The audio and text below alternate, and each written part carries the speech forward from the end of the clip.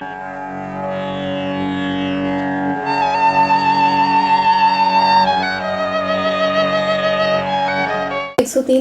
Megahertz, medium wave 212.31 metre अर्थात 1413 kilo hertz पर आप सुन रहे हैं आकाशवाणी कोटा बूंदी का चंबल चैनल। लीजिए प्रस्तुत है सजीव फोन इन कार्यक्रम आपकी सेहत। तो जैसा कि वर्तमान में अधिकतर समय स्क्रीन पर होने के कारण तेजी से उसका प्रभाव आंखों पर दिखाई दे रहा है।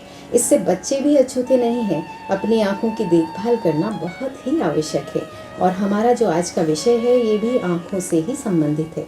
तो हम आपको बता दें, हमारा आज का विषय है आंखों के दृष्टि दोष, कारण व समाधान। और इस विषय पर जानकारी देने के लिए हमारे साथ स्टूडियो में उपस्थित हैं डॉक्टर सुरेश कुमार पांडे, नेत्र सर्जन, लेखक, प्रेरक वक्ता। आप सूवी आई हॉस्पिटल से हैं। नमस्कार डॉक्टर साहब। नमस्कार जी, कार्यक्रम में आपका बहुत स्वागत है। धन्यवाद जी, जैसा कि हमारा आज का जो विषय है दृष्टि दोष से संबंधित, तो सबसे पहले हम इसी विषय पर चर्चा करेंगे और हम हमारे श्रोताओं को बता दें कि विषय से संबंधित कोई भी प्रश्न आप पूछना चाहते हैं, कोई भी जानकारी चाहते हैं तो हमें फ़ोन कर सकते हैं। हमारे टेलीफोन नंबर हैं 29 41 142 और STD कोड 0744। तो दृष्टि दोष क्या है, इसी पर हम शुरुआत करते हैं। हमारी आँख ईश्वर के द्वारा दी गई एक अनमोल भेंट है, एक मोस्ट प्रीशियस कैमरा है। और जिस प्रकार से कैमरे में लेंस होता है और कैमरे में एक फिल्म होती है, उसी प्रकार से आँख में भी लेंस होता है और आँख में पर्दा होता है। और जब आँख की सामान्य लंबाई लगभग 23 मिलीमीटर होती है, जब आँख की लंबाई असामान्य रूप से बढ़ जाती है या छोटी हो जाती है तो जो इमेज होती है या पिक्चर होती है वो पर्दे पर यानी कि दृष्टि पटल पर नहीं बनती है। ऐसी स्थिति में व्यक्ति को दृष्टि दोष हो जाता है। और दृष्टि दोष जो है वो स्थिति है जिसमें व्यक्ति को दूर का या पास का बिना चश्मा लगाए स्पष्ट दिखाई नहीं देता है। इस प्रक्रिया को दृष्टि दोष कहते हैं और ये कई प्रकार का हो सकता है। तो इसके प्रकार के बारे में हम बात करें उसके पहले ये किस उम्र में होता है? दृष्टि दोष सामान्यतः कई बार बच्चों में भी देखा जाता है और ये आँख की असामान्य बनावट, जैसे कॉर्निया की असामान्य बनावट अथवा आँख की असामान्य लंबाई अथवा अन्य किसी कारण से हो सकता है। तो ये छोटे बच्चों से लेकर वयस्कों में, प्रौढ़ों में समान रूप से देखा जाता है। ये हर उम्र में हो सकता है। जी। तो आप बता रहे हैं इसके कई प्रकार हैं, तो प्रकार के बारे में आप बताएं। दृष्टि दोष के कई सारे प्रकार हैं और सामान्यतः दृष्टि दोष 4 भागों में बांटा जा सकता है। 4 प्रकार के दृष्टि दोष होते हैं। सबसे पहला दृष्टि दोष है मायोपिया यानी कि निकट दृष्टि दोष। दूसरा दृष्टि दोष है हाइपरमेट्रोपिया यानी कि दूर दृष्टि दोष। और तीसरा है प्रेस बायोपिया यानी कि जरा दृष्टि दोष, जो कि 40 साल के बाद चश्मा लगाकर अखबार पढ़ना पड़ता है, पास की चीज़ स्पष्ट दिखाई नहीं देती है, तो इसको जरा दृष्टि दोष कहते हैं। और चौथा दृष्टि दोष है जिससे बोलते हैं दृष्टि वैषम्य यानी कि सिलेंड्रिकल नंबर, कॉर्नियल एस्टिग्मेटिज्म या refractive error due to astigmatism. तो इसको हम जरा दृष्टि दोष, निकट दृष्टि दोष, दृष्टि और दूर दृष्टि दोष के साथ साथ दृष्टि वैषम्य यानी कि सिलेंड्रिकल नंबर, ये सिलेंड्रिकल नंबर यानी कि दृष्टि वैषम्य, इनमें से निकट दृष्टि दोष वालों को और दूर दृष्टि दोष वालों को भी हो सकता है। तो ये 4 प्रकार के दृष्टि दोष हैं, निकट दृष्टि दोष, दूर दृष्टि दोष, जरा दृष्टि दोष और दृष्टि वैषम्य। तो इसमें ये जो आपने प्रकार बताए हैं, तो ऐसा है कि कौन सा दृष्टि दोष सबसे अधिक देखने में आता है? ये बहुत ही अच्छा सवाल है आपका। वर्तमान स्थिति में जैसा कि आपने बताया, बढ़ते मोबाइल फ़ोन के उपयोग के कारण, स्क्रीन टाइम बढ़ने के कारण, कंप्यूटर और अन्य डिजिटल डिवाइसेज के बढ़ने के कारण मायोपिया यानी कि निकट दृष्टि दोष बहुत तेज़ी से बढ़ रहा है। और विश्व के कुछ देशों की बात करें जैसे कि Thailand, Singapore, China, Hong Kong, south Korea, north Korea, Japan, तो इन देशों में लगभग 90% बच्चे मायोपिया यानी कि निकट दृष्टि दोष से पीड़ित हैं। भारत में 2000 तक लगभग 5 से 10% बच्चे मायोपिया से पीड़ित थे, लेकिन अभी ये संख्या बहुत तेज़ी से बढ़ रही है और अभी लगभग 30 से 40% बच्चे मायोपिया से पीड़ित हो रहे हैं। यदि इस प्रोग्रेस को, इस गति को रोका नहीं गया तो 2050 तक विश्व की आधी आबादी यानी कि 5 बिलियन 5 अरब लोग मायोपिया से पीड़ित होंगे। हेलो, हाँ जी, नमस्कार जी, बहुत स्वागत नमस्कार। है आपका। कौन बोल रहे हैं जी? पूछिए आपका प्रश्न।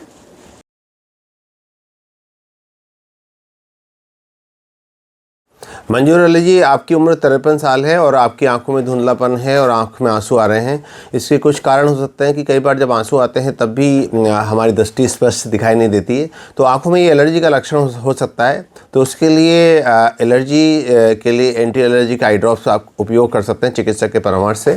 और साथ ही साथ जब आपकी आंखों में आंसू आना, खुजली होना आदि लक्षण जब समाप्त हो जाएं तो चश्मे के नंबर की जांच करवा सकते हैं, क्योंकि 53 वर्ष की आयु में आपको जरा दृष्टि दोष यानी प्रेस बायोपिया हो सकता है और साथ ही साथ चश्मे के नंबर की और प्रकार भी हो सकते हैं। इसलिए आप नज़दीकी नेत्र विशेषज्ञ से अपनी आंखों की जांच कराएं, जिससे कि आपकी आंखों में धुंधलापन का क्या कारण है उसका पता लगाया जा सके।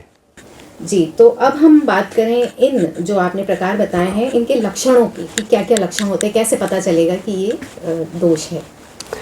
दृष्टि दोष के जो प्रकार होते हैं, जैसा मैंने बताया, मायोपिया जो कि एक बहुत ही कॉमन दृष्टि दोष है जिसे निकट दृष्टि दोष कहते हैं। इसमें व्यक्ति को पास का 1 मीटर की चीज़ें दिखाई देती हैं, लेकिन 1 मीटर से दूर चीज़ें स्पष्ट दिखाई नहीं देती हैं।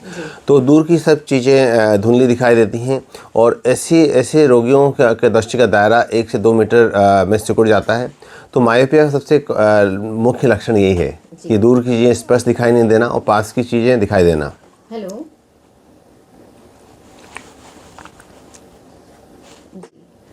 तो इस चीज़ के लिए हम स्वयं जांच करें या इसके लिए जांच होती है, परीक्षण के लिए हम हॉस्पिटल में जाएं? इसके लिए जैसा कि मैंने बताया कि मायोपिया वाले व्यक्तियों को दूर का चीज़ें स्पष्ट दिखाई नहीं देती है, तो अधिकांश मायोपिया से पीड़ित व्यक्ति होते हैं, बच्चे होते हैं। तो बच्चों के लिए पेरेंट्स को, टीचर्स को बड़ा ध्यान देना पड़ता है। पेरेंट्स कुछ बच्चों का एक विशेष प्रकार का व्यवहार होता है, उसको नोट करना पड़ता है। जैसे यदि घर में 3 बच्चे हैं, 2 बच्चे हैं या 1 बच्चा है, तो वो बच्चा बार बार टीवी देखते समय पास आके देख रहा है या कोई भी चीज़ को बड़े पास से आके पढ़ रहा है, बहुत ही पास से किताब पढ़ रहा है, और क्लास में जब वो पढ़ाई कर रहा है तब वो टीचर्स देखते हैं कि वो कॉपी नहीं कर पा रहा है ब्लैक बोर्ड जो भी लिखा गया है, तो ये निकट दृष्टि दोष यानी मायोपिया के लक्षण है। और कि बच्चे स्वयं तो समझ नहीं पाएंगे, हाँ, बड़ों को समझना पड़ेगा। और कई बार क्या होता है कि जो व्यक्ति दूर दृष्टि दोष यानी कि हाइपरमेट्रोपिया से पीड़ित होते हैं, उनको पास की चीज़ें स्पष्ट दिखाई नहीं देती हैं। और जरा दृष्टि दोष यानी प्रेस बायोपिया से पीड़ित व्यक्तियों को अखबार पढ़ने में दिक्कत आती है, नियर वर्क करने में दिक्कत आती है। उनको 40 वर्ष के बाद जरा दृष्टि दोष होता है, क्योंकि आँख की जो सीलियर मसल्स होती हैं, आँख की विशेष मांसपेशियाँ होती हैं जिनको सीलियर मसल्स कहते हैं, वो सीलियर मसल्स जो होती हैं उनकी कमज़ोर होने के कारण लेंस के फोकस करने की कैपेसिटी प्रभावित हो जाती है, जिसके कारण जरा दृष्टि दोष यानी प्रेस बायोपिया होता है। तो ऐसी स्थिति में थोड़ा सा दूर करके पढ़ना पड़ता है या सनलाइट में पढ़ना पड़ता है। तो धीरे धीरे, मतलब पहले हम यहाँ से पढ़ सकते थे, लेकिन धीरे धीरे वो डिस्टेंस बढ़ती जाती है। तो जरा दृष्टि दोष जो है वो बड़ा कॉमन है 40 साल के बाद में। वो मायोपिया नॉर्मली बच्चों में देखा जाता है। तो ये लक्षण आपने बताए हैं, जब हम एक उम्र के बाद तो समझ में आ ही जाता है कि ये सारी समस्याएं हैं, और कई बार इन चीज़ों को अनदेखा किया जाता है। बिल्कुल। तो इसका आंखों पर क्या प्रभाव पड़ता है यदि हम ध्यान नहीं देते और ठीक है दूर से देख लिया, पास से देख लिया, लेकिन परीक्षण नहीं करवाया, तो उसके क्या प्रभाव होंगे? ये बहुत ही अच्छा सवाल पूछा आपने। जब हम दृष्टि दोष को अनदेखा करते हैं और उस पर ध्यान नहीं देते हैं, तो इसके दुष्प्रभाव कई प्रकार के हो सकते हैं। उसमें से मुख्य दुष्प्रभाव ये है कि यदि किसी को दृष्टि वैषम्य यानी कि सिलेंड्रिकल नंबर है, तिरछा नंबर है, तो ऐसे व्यक्तियों में सिर दर्द हो सकता है, आंखों में दर्द हो सकता है, आंखें थकी हुई हो सकती हैं और कई प्रकार की समस्याएं हो सकती हैं। इसीलिए कई बार हम जोर दे के पढ़ना चाहते हैं तो वो भी आंखों में दर्द का और सिर दर्द का कारण बन सकता है। और कई बार जैसे यदि आपको दिखाई नहीं दे रहा है और आप पढ़ने का प्रयास कर रहे हैं, तो भी ऐसी स्थिति में आप कुछ गलती भी हो सकती है आपसे, जैसे कि आप कार्य कर रहे हैं तो। हेलो जी, नमस्कार, कौन बोल रहे हैं? जी राहुल जी, बहुत स्वागत है, पूछिए आप। हाँ, अपना प्रश्न पूछिए। राहुल जी नमस्कार। आपके फादर का मोतियाबिंद का ऑपरेशन हो चुका है, उनको डायबिटीज़ है और उसके आगे की बात थोड़ी सी वैधान कारण पूरी तरह समझ नहीं पाया मैं, लेकिन यदि आपके फादर का मोतियाबिंद का ऑपरेशन हो चुका है? जी बोलिए। हाँ, अच्छा, काला पानी की प्रॉब्लम है और आपके फादर का मोतियाबिंद ऑपरेशन हो चुका है, उनको डायबिटीज़ भी है। तो काला पानी की समस्या है तो आप उनकी आँखों की जांच, विशेषकर आँखों के दबाव की जांच, इंट्राओकुलर प्रेशर की जांच अवश्य करवाएं। और डायबिटीज़ वाले रोगियों में हर 6 महीने में पर्दे की जाँच कराना भी अति आवश्यक होता है, इसलिए आप पर्दे की जाँच भी अवश्य करा लें। और काले पानी के लिए आँखों के दबाव की जाँच, इंट्राओकुलर प्रेशर की जाँच जरूर कराएँ। और यदि आपके पापा जी को, पिताश्री को दवाई चल रही है तो उस दवाई का उपयोग अवश्य करें राहुल जी।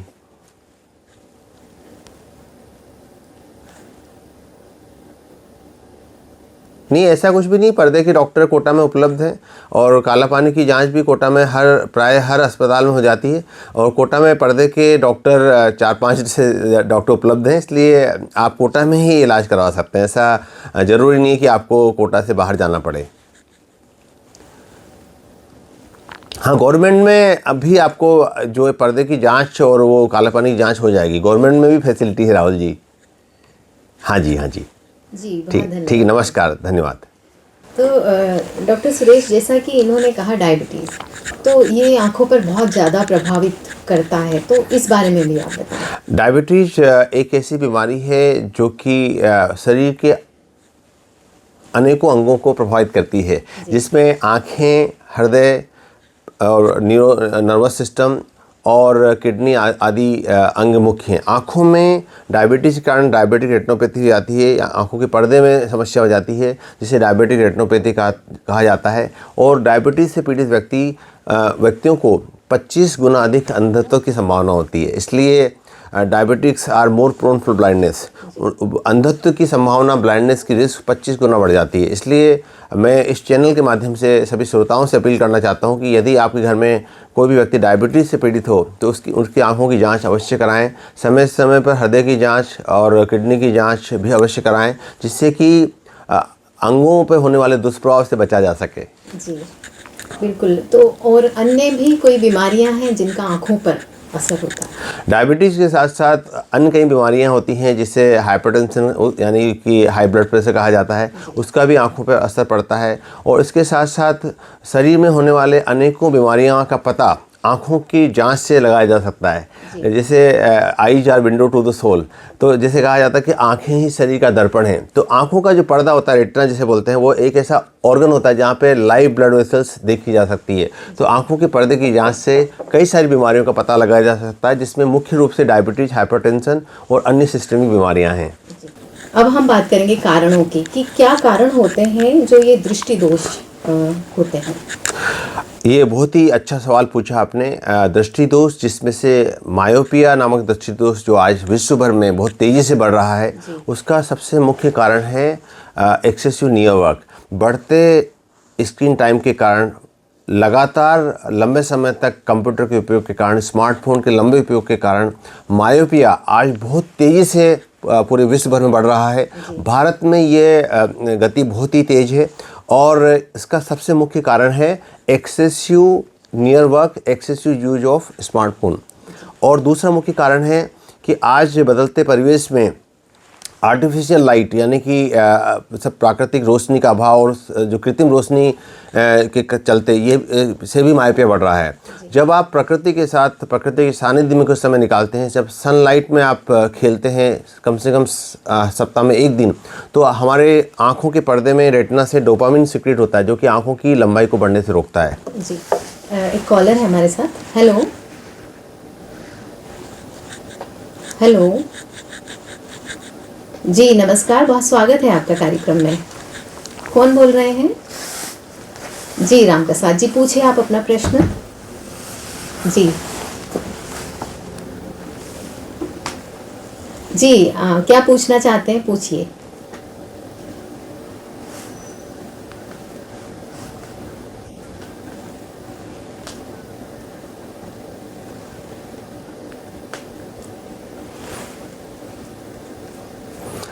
राम प्रसाद जी, राम राम। હું ડૉક્ટર સુરેશ પાંડે બોલ રહી છું। તો ચશ્મા का नंबर છે ને वे 3 साढ़े 3 भी हो सके छे और ऊँसू भी बढ़ सके छे, 4 भी हो सके छे, 5 भी हो सके छे और 5 का जो नंबर है छे वह 2.5 नंबर से ज़्यादा नहीं बढ़े छे। या तो साल भर में 6 महीना में चेंज करा लो, आप 6 महीना में जांच करा और चेंज करा सको छो। ठीक है, राम राम राम राम। जी डॉक्टर साहब, इन्होंने पूछा परीक्षण मतलब कब कब कराया जाए, किस उम्र से कराया जाए, इस बारे में थोड़ी आप जानकारी दें। नेत्र परीक्षण सामान्यतः 6 महीने में कराना चाहिए जी। और 6 महीने में कराने से ये फ़ायदा होता है कि आप उसी समय आँखों की जांच, आँखों के दबाव की जांच, आँखों के पर्दे की जांच, सभी जांचें हो जाती है। तो 6 मंथ इज आइडियल टाइम। और दूसरा सबसे महत्वपूर्ण बात यह है कि आँखों के परीक्षण में कई बार आजकल समय भाव के कारण व्यक्ति चश्मे की दुकान पर ही परीक्षण करवा लेते हैं। तो मैं सभी श्रोताओं को चंबल चैनल के माध्यम से अपील करना चाहूँगा कि आप अपनी आँखों की जांच किसी दक्ष नेत्र विशेषज्ञ से करवाएं, जिससे कि आँखों की अन्य बीमारियों का भी, आँखों के दबाव की जाँच हो सके, आँखों के पर्दे की जाँच हो सके और आँखों की अन्य बीमारियों का भी पता चल सके। और आप कारण के बारे में पूछ रहे थे। तो कारण, जो सबसे इम्पोर्टेंट कारण ये है कि मायोपिया का कारण है कि बढ़ता हुआ एक्सेसिव नियर यूज, बढ़ता स्मार्टफोन का प्रयोग, और इसके साथ साथ जरा दृष्टि दोष एक प्राकृतिक प्रक्रिया है, प्रकृति का चेंज है, नेचर का चेंज है। जब आप 40 साल से अधिक आयु में प्रवेश करते हैं तो हमारी सीलियर मसल्स वीक होने के कारण लेंस का फोकस करने की कैपेसिटी होती है, लेंस के फोकस करने की, वो प्रभावित हो जाती है, जिसके कारण हमें पास का दिखता नहीं है। तो ये एक प्राकृतिक का चेंज है, नेचुरल चेंज है। इसके लिए एक एजिंग फैक्टर जिम्मेदार है। और इसके साथ साथ हाइपरमेट्रोपिया जो होता है, जिसे दूरदृष्टि दोष बोलते हैं, वो आंखों के कोर्निया के कर्वेचर के कारण अथवा आंखों की लंबाई कम होने के कारण हो सकता है। तो ये एक ऐसा रिफ्रैक्टिव एरर यानी दृष्टि दोष है जिसका समय रहते उपचार कराना अति आवश्यक है। जी। बात करें अब हम बचाव की, तो किस तरह से बचाव किया जाए कि ये दोष हो ही ना। बचाव के लिए सबसे महत्वपूर्ण संदेश मैं चंबल चैनल के माध्यम से सभी श्रोताओं को देना चाहता हूं कि अपनी आंखों की जांच 6 महीने में कराएं। यदि कोई नवजात शिशु है और उसकी आंखें टेढ़ी हो रही हैं, आंखों को स्क्विंटिंग हो रही है, तो अपने नज़दीकी नेत्र विशेषज्ञ के पास जाकर एट्रोपिन आई ऑइंटमेंट डालकर उसकी आंखों की जांच कराएं, जिससे कि कई बार बच्चों में दृष्टि दोष जो होता है उसका पता नहीं चल पाता है, बच्चे बता नहीं पाते हैं। तो ऐसी स्थिति में जांच के माध्यम से समय रहते हुए चश्मा लगाना बहुत ज़रूरी है, जिससे कि बच्चों की आंखों में स्क्विंटिंग यानी कि तिरछापन न हो। जी। हेलो जी, नमस्कार, कौन बोल रहे हैं? जी, क्या जानना चाहते हैं? जी।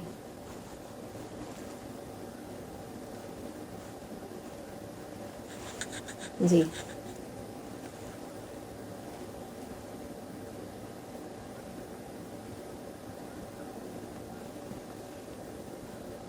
हाँ नमस्कार, आपका सवाल बहुत अच्छा है। सुबह सुबह आप आँख में मुंह में पानी भर के आँखों में छींटे मार सकते हैं, पर ध्यान ये रखें कि पानी साफ़ हो। और दूसरी बात यह है कि गंदा पानी नहीं हो, जैसे तालाब का या कोई गंदा पानी नहीं हो। और इसके साथ साथ बहुत ज़ोर से छींटे नहीं मारें। कई बार क्या होता है कि अगर बहुत ज़ोर से कोई चीज़ तेज़ गति से आँखों में प्रवेश करती है तो कॉर्निया, आँखों की जो डेलिकेट टिश्यू होते हैं, आँखों के नाजुक कोशिकाएँ होती हैं, नाजुक ऊतक होते हैं, उनको नुकसान पहुँचा सकती है। तो ये परंपरा बहुत पुरानी है और आप जारी रख सकते हैं इसको। हाँ, आंखें बंद करके मार लें छींटे, आंखें बंद करके मार लें। खुली आंखों में छींटे मारने से थोड़ा सा आंखों को नुकसान हो सकता है, कॉर्निया को नुकसान हो सकता है। हाँ जी, नमस्कार। जी, नमस्कार, धन्यवाद। तो डॉक्टर साहब, इन्होंने जैसा कि पूछा, तो पानी साफ तो होना चाहिए, सामान्य होना चाहिए, तो बहुत ज़्यादा ठंडा या गुनगुना हाँ, ये नहीं होना चाहिए। बिल्कुल बिल्कुल, नॉर्मल टेम्परेचर। ठंडा भी नहीं होना बिल्कुल चाहिए, बिल्कुल, सर्दियों का मौसम। बिल्कुल बिल्कुल। जी। तो बचाव के बारे में हम बचाव के बारे में बात कर रहे थे। और बचाव के लिए, मायोपिया से बचाव के लिए मेरा चंबल चैनल के सभी श्रोताओं से रिक्वेस्ट है, अनुरोध है कि अपने बच्चों को सप्ताह में 1 दिन प्रकृति के सानिध्य में खेलने का अवसर दें और कम से कम 1 घंटा सनलाइट के साथ एक्सपोजर होने का मौका दें। क्योंकि जब सनलाइट, सूर्य का प्रकाश अपनी आँखों के संपर्क में आता है तो हमारी आँखों के पर्दे से डोपामिन नामक एक हैप्पीनेस हार्मोन रिलीज होता है जो कि आंखों की एक्सियल लेंथ बढ़ने से रोकता है। तो यह बहुत ही इंपॉर्टेंट रिसर्च है जो कि मेडिकल साइंस ने इसको प्रमाणित किया है। और साथ ही साथ जब आप प्रकृति के सानिध्य में जब आप धूप में 1 घंटा बिताते हैं तो मस्तिष्क से भी dose hormone dopamine, oxytocin, serotonin, endorphin release होता है।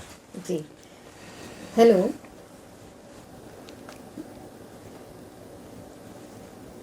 जी, बहुत स्वागत है आपका, पूछिए।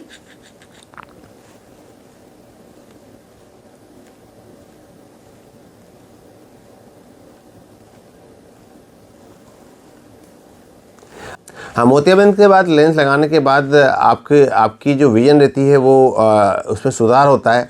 और लेंस जो होता है वो लाइफ लॉन्ग चलता है। लेंस की कोई सीमा नहीं, कोई उम्र नहीं है और वो लाइफ लॉन्ग चलता है। लेंस में कोई खराबी सामान्यतः आती नहीं है। और फिर भी मोतियाबिंद ऑपरेशन और लेंस प्रत्यारोपण के बाद आपको कम से कम हर 6 महीने में एक बार पर्दे की जाँच कराना अति आवश्यक है। तो डॉक्टर साहब, आपने जैसा कि बताया, जो लाइट है, कृत्रिम लाइट, उसमें कई बार देखते हैं हम 24 घंटे बैठे हैं, काम में लगे हैं या बाहर निकलते ही नहीं है, तो ये मायोपिया का बहुत ही महत्वपूर्ण कारण है। क्योंकि जब अभी रिसर्च हुई कि जब सिंगापुर, थाईलैंड जैसी, जापान जैसी कंट्री में 90% बच्चों को मायोपिया हो गया, तो रिसर्च हुई, इसमें ये सामने आया कि artificial light is one of the most important cause for myopia.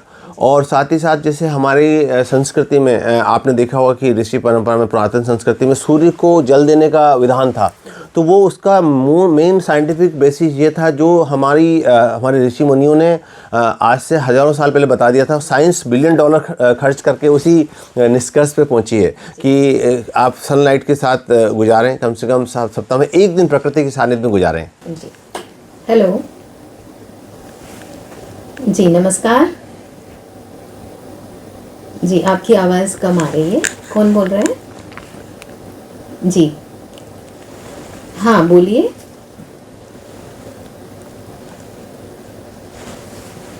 जी। हम्म।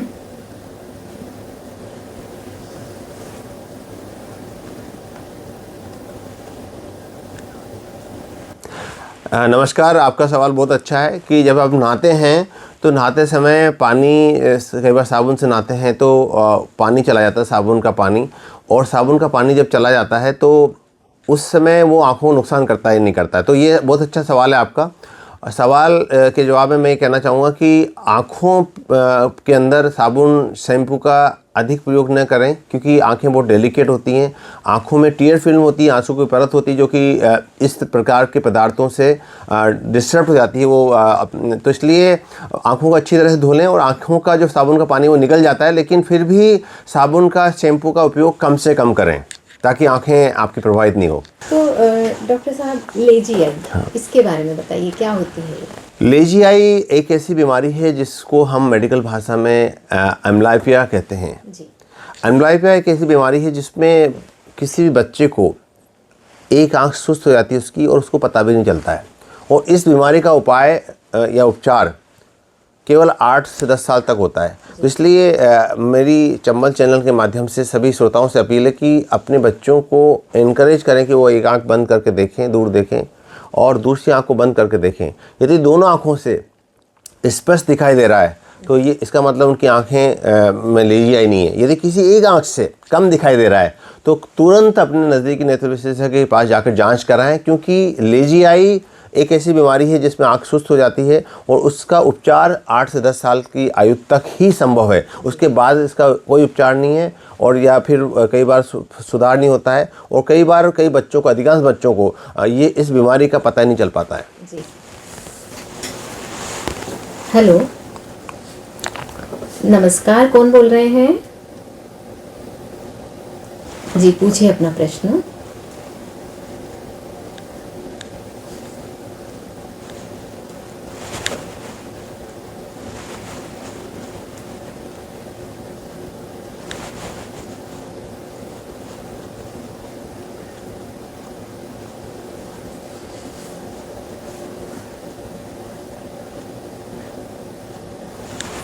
नमस्कार, आपका सवाल बहुत अच्छा है। आपने पूछा कि मायोपिया है आपको और आप चश्मा लगाते हैं। तो आप जैसे आप बता रहे हैं कि सूर्य भगवान के दर्शन करने के बाद में आपको धुंधला दिखाई देता है, तो ये इसको लेके आप परेशान मत हो। और आप नज़दीकी नेत्र विशेषज्ञ से जांच करा लें। कई बार मोतियाबिंद जो आप बता रहे हैं, मोतियाबिंद आपका इनिशियल स्टेज में है, तो मोतियाबिंद जो है वो एक ऐसी सेंट्रल यानी कि उसके कारण भी आपको धुंधला दिखाई दे सकता है। तो और कई बार सूर्य की तरफ, सूर्य भगवान की तरफ आप लगातार नहीं देखें, और यदि देखें तो अल्ट्रावायलेट यूवी फिल्टर ग्लास लगा के देखें। कई बार सूर्य के तो तेज़ प्रकाश में देखने से भी धुंधलापन कुछ क्षणों के लिए आ जाता है। तो इसलिए आप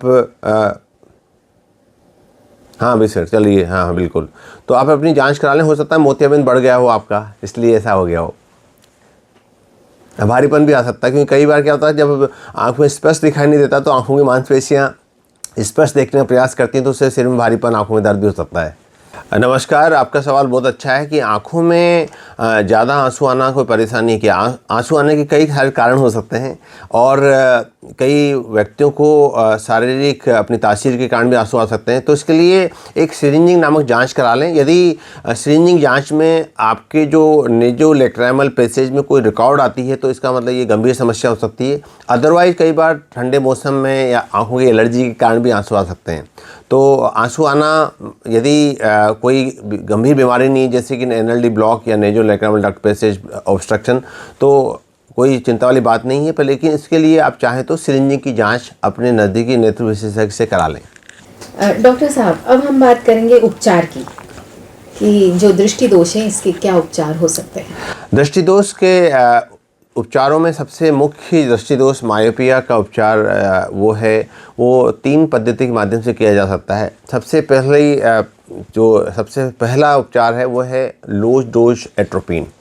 मेडिकल साइंस में हुई क्रांतिकारी शोधों के माध्यम से आज बच्चों में जो मायोपिया बहुत तेज़ी से बढ़ रहा है, उसके लिए लो डोज एट्रोपिन 0.01%, 0.05% एट्रोपिन का उपयोग पूरे विश्व भर में किया जा रहा है। और सिंगापुर, अमेरिका जैसे विकसित देशों में किए गए रिसर्च के अनुसार यह रिसर्च बच्चों में मायोपिया को रोकने के लिए या मायोपिया की गति को शिथिल करने के लिए, धीमा करने के लिए बहुत ही कारगर सिद्ध हुई है। और इसके साथ साथ एक विशेष प्रकार के चश्मे आते हैं जिसे डीफोकस ग्लास कहते हैं, उसके उपयोग से भी मायोपिया की गति को धीमा किया जा सकता है। हाँ, बहुत अच्छा सवाल है आपका कि जिन बच्चों के चश्मे के नंबर बढ़ जाते हैं उनको वापस कम किया जा सकता है क्या? तो इस सवाल के जवाब में मैं आपसे निवेदन करना चाहूँगा कि बच्चे की आयु यदि 18 साल से अधिक है और बच्चे का नंबर, चश्मे का नंबर 1 साल से स्टेबल है यानी कि स्थिर है, तो आप लेसिक लेजर रिफ्रैक्टिव सर्जरी के माध्यम से चश्मे का नंबर कम करवा सकते हैं या उसको हटवा सकते हैं।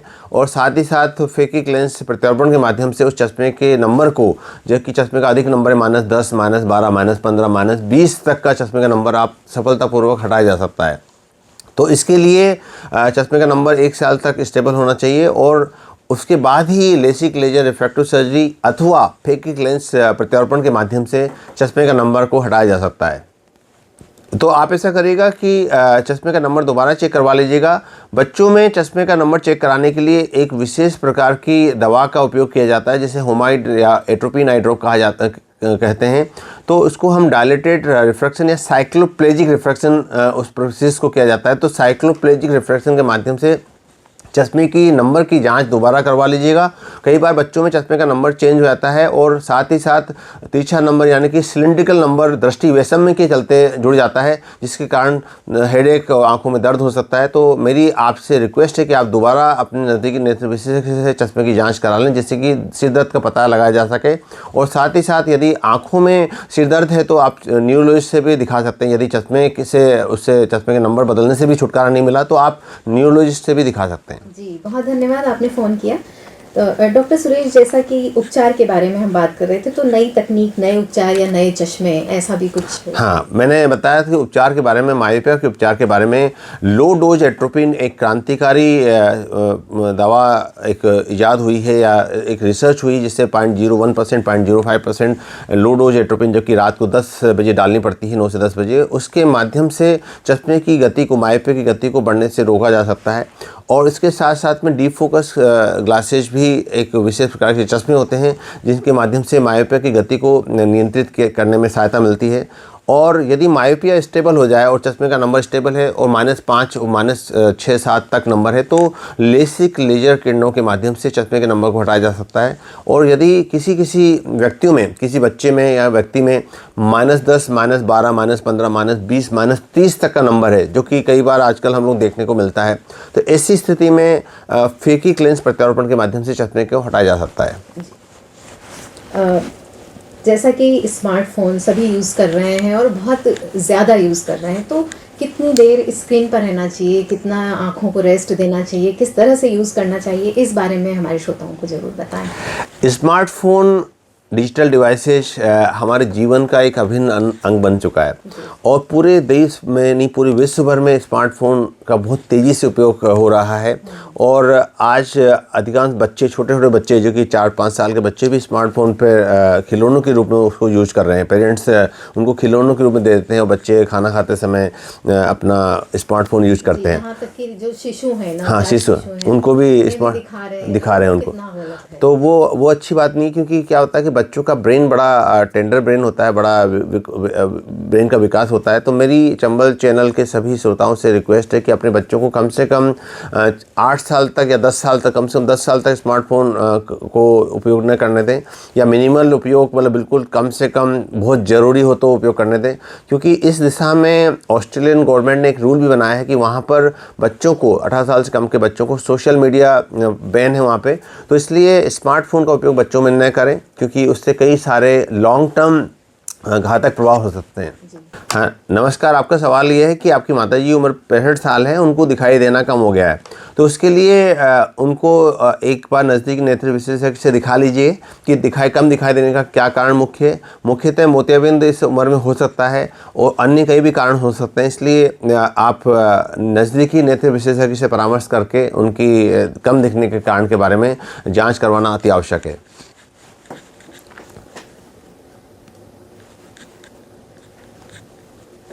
हेलो,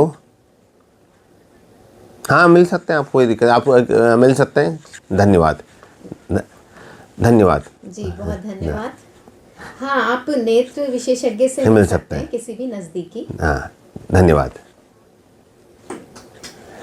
जी डॉक्टर साहब, तो हम बात कर रहे थे स्मार्टफोन जो यूज़ किस तरह से किए जाए। तो स्मार्टफोन का उपयोग बहुत तेज़ी से बढ़ता जा रहा है और चिंताजनक ट्रेंड ये है कि छोटे बच्चे, घर में जो उन बच्चों के माता पिता परिजन होते हैं, वो एकल परिवार के चलते स्मार्टफोन को एक खिलौने के रूप में उनको दे रहे हैं। तो सबसे पहले मैं चंबल चैनल के सभी श्रोताओं से, सभी व्यक्तियों को जो कि इस चैनल के माध्यम से मेरी बात को सुन रहे हैं, मैं अपील करना चाहूँगा कि छोटे बच्चों को स्मार्टफोन का उपयोग खिलौनों के रूप में न करने दें।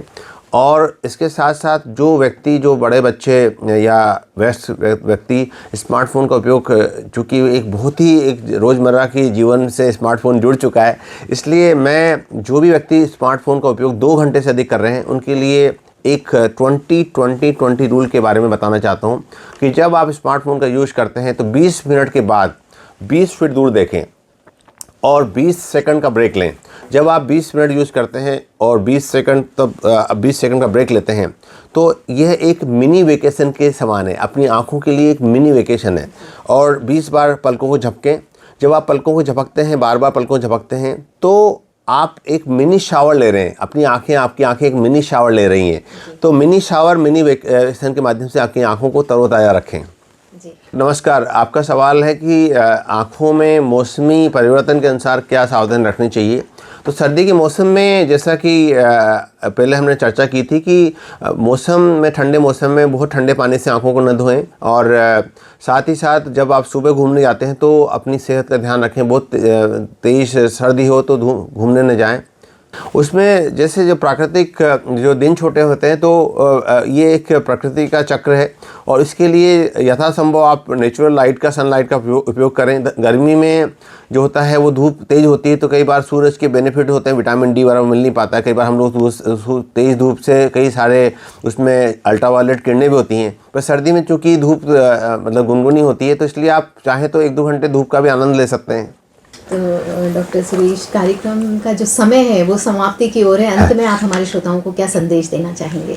मैं आकाशवाणी चंबल चैनल के सभी श्रोताओं से एक विशेष संदेश देना चाहूँगा कि अपनी आँखें बहुमूल्य हैं। Eyes are the most precious camera given by the god by nature. हमारी आँखें प्रकृति के द्वारा दिया गया सबसे बहुमूल्य कैमरा है। मैं सभी श्रोताओं से अपील करना चाहूँगा कि अपनी आँखों की गिफ्ट को, अपने इस नेचर के द्वारा, प्रकृति के द्वारा गिफ्ट को, इस बहुमूल्य कैमरे को संभाल कर रखें। कल्पना करें 10 सेकंड अपनी आंखें बंद करके देखें कि जीवन में कितना अंधेरा है, सब चीज़ अंधेरी है, आप एक दूसरे को देख नहीं सकते। तो इसलिए हमें अपनी आंखों का ध्यान रखना है। हमें देश की युवा पीढ़ी का, देश की बच्चों की आंखों का ध्यान रखना है। स्मार्टफोन का सीमित उपयोग करना है और हर साल में 2 बार कम से कम नज़दीकी नेत्र विशेषज्ञ से आंखों की जांच करानी है। नेत्र है तो जहान है। Eyes are window of the soul. आपने बहुत ही महत्वपूर्ण जानकारी दी, हमारे श्रोताओं को समय दिया। आपका बहुत बहुत धन्यवाद। धन्यवाद। नमस्कार।